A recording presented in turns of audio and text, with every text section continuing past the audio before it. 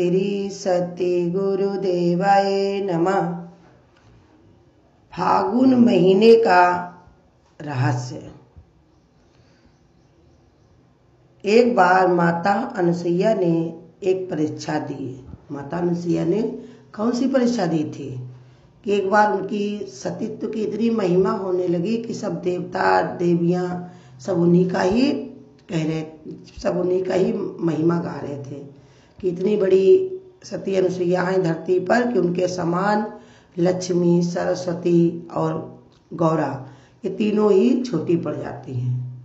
तो सब लोगों ने क्या किया, अपने पतियों से कहा कि तुम जाकर के उनसे परीक्षा लेकर के आओ।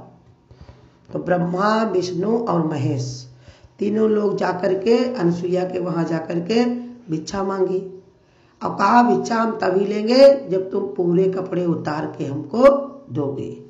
खाना बना कर हम तभी तुम्हारे घर में खाएंगे बना हुआ जब तुम पूरे कपड़े उतार के इसको बनाओगे। क्योंकि सती थी, वो पराये पुरुष के सामने जा नहीं सकती, नग्न अवस्था में थी। इसके लिए उन्होंने ऐसी परीक्षा ली कि वो परीक्षा जब पूरी नहीं करेंगी तो उसके कारण वो अपने धर्म से घिर जाएंगी।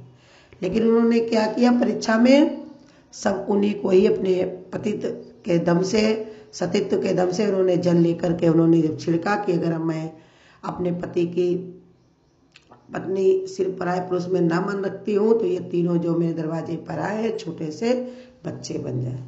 वो सब बच्चे बन गए, उनको पलना में डाल दिया और उन्होंने दूध उबाल करके सबको पिलाया, कपड़े उतार करके, माने सभी के पेट की क्षुधा बुझा दी कपड़े उतार करके। तो जब वो खुद उसी में उनकी ही परीक्षा लेने आए थे और खुद ही उसी में फंस गए, तब उनको लेने के लिए वो ब्रह्मा, विष्णु और शंकर जी की पत्नी जब आई और उनसे बड़ी खुशामद की, फिर विनती की, अपनी माफ़ी मांगी और कहा कि हमारे पति को लौटा दो। तब उन्होंने लौटाया। तो भगवान ने उनको क्या वरदान दिया था, ब्रह्मा विष्णु महेश ने, कि माता अनुसुईया के त्याग, तप और समर्पण के सामने बड़े बड़े सवाल उनके पांव में गिर गए। जब वो परीक्षा में सफल हुई तो उन्हें वरदान मिला, ऐसा वरदान जिसकी छटा आज तक फैली हुई है, हमेशा फैली रहेगी। माता अनुसुईया अत्रि ने ब्रह्मा जी से वरदान में पुत्र के रूप में चंद्रमा को प्राप्त किया। चंद्रमा जिसका होना अंधेरे में उम्मीद का कारण है, जो भय का क्षय करता है। माता अनुसुईया के अंश चंद्रमा ने जिस माह को अपना कहा, जो महीना चंद्रमा का महीना कहलाता है, वही है ये फागुन का महीना। फागुन का महीने को चंद्रमा का महीना भी कहा जाता है। फागुन में माता अनुसुईया का तप और त्याग तो है ही, चंद्रमा का आनंद और भय में निर्भय होने का सूत्र भी गुथा हुआ है। अध्यात्म के अनंत रहस्यों का महीना ही है ये फागुन। फागुन केवल एक महीना भर नहीं है, ये उससे बहुत आगे की बात है। उसने इर्द गिर्द देखिए, आप में भी आपको भी समझ में आएगा कि आम में बौराया हुआ है। गेहूं की बालियां अपनी प्रसन्नता दर्शा रही हैं, वो भी आ जाती हैं मोटी मोटी। सेवल सुर्ख होकर अपने होने की सूचना दूर से ही दे रहता है। पलाश चटक कर फागुन का रंग धरती पर बिखरने को बेताब है। पृथ्वी के आंचल का उत्सव केवल एक महीना भर नहीं चलेगा, महीने भर में ये हमारे अंदर साल भर के लिए आनंद और आशाएं भरने का मौसम है। एक बार अमीर खुसरो अपने गुरु हजरत निजामुद्दीन से फागुन की बात कर रहे थे।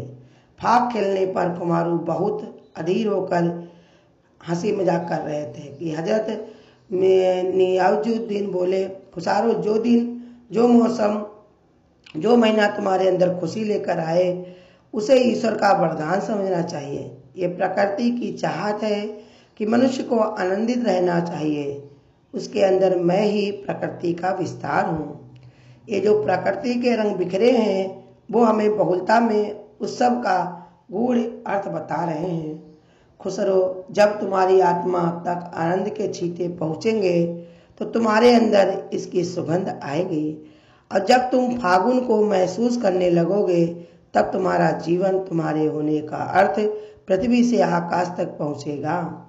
फागुन की इसी आध्यात्मिकता को समझना होगा।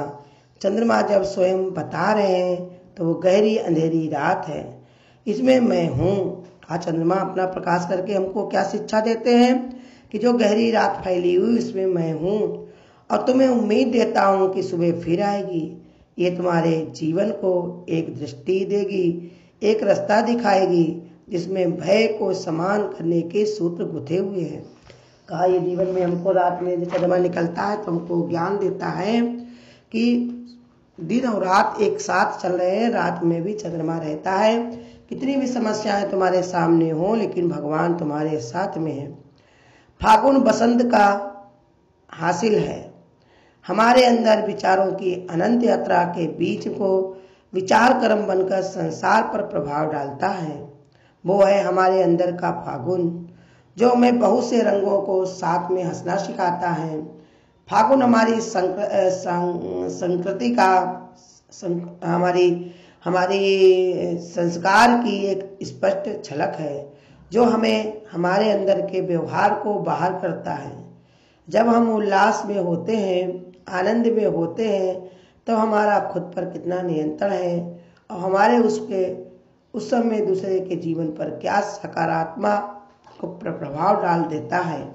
इसका वास्तविक अर्थ फागुन में है। फागुन में देखो सब भगवान की भजन कीर्तन गाते हैं, कीर्ति करते हैं, तो जो नहीं भी नाचते हैं वो भी खड़े होकर झूमने लगते हैं। जो नहीं संगीत से जुड़े हैं उनको भी मन झूम झूम के नाचने लगता है, वो भी होली में खुश होने लगते हैं। कैसे? क्योंकि सबके आनंद आ जाता है। जैसे आम में बौर आता है तो बौर सुंदर हो जाता है, ऐसे जीवन में फागुन माने संगीत हमारे जीवन में जब आता है, फागुन आता है तो हम खुशबुओं से भर जाते हैं। फागुन माने फूलों से भरा हुआ खुशबू से जीवन से हम भर जाते हैं तो हमारे अंदर अनंत खुशी पैदा होती है। इसलिए इसको कहते हैं फागुन बसंत का हासिल है।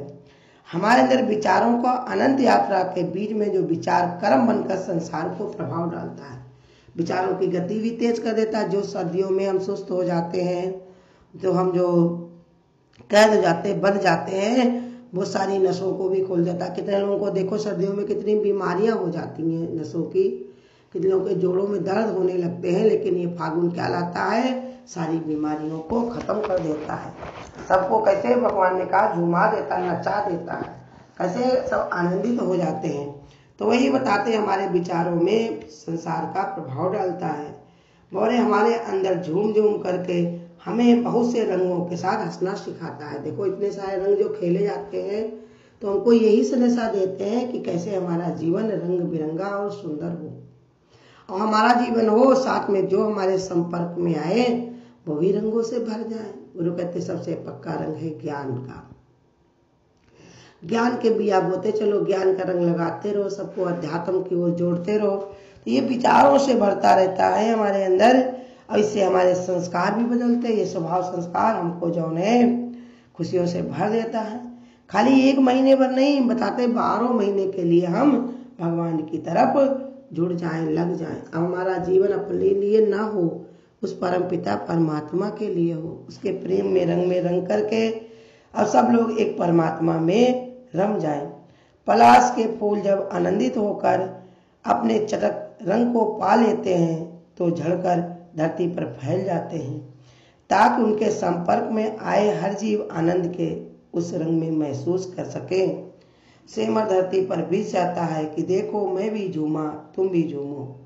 फागुन हमें अपने अंदर आनंद का, दूसरों के आनंद को बदलने का संदेश देता है।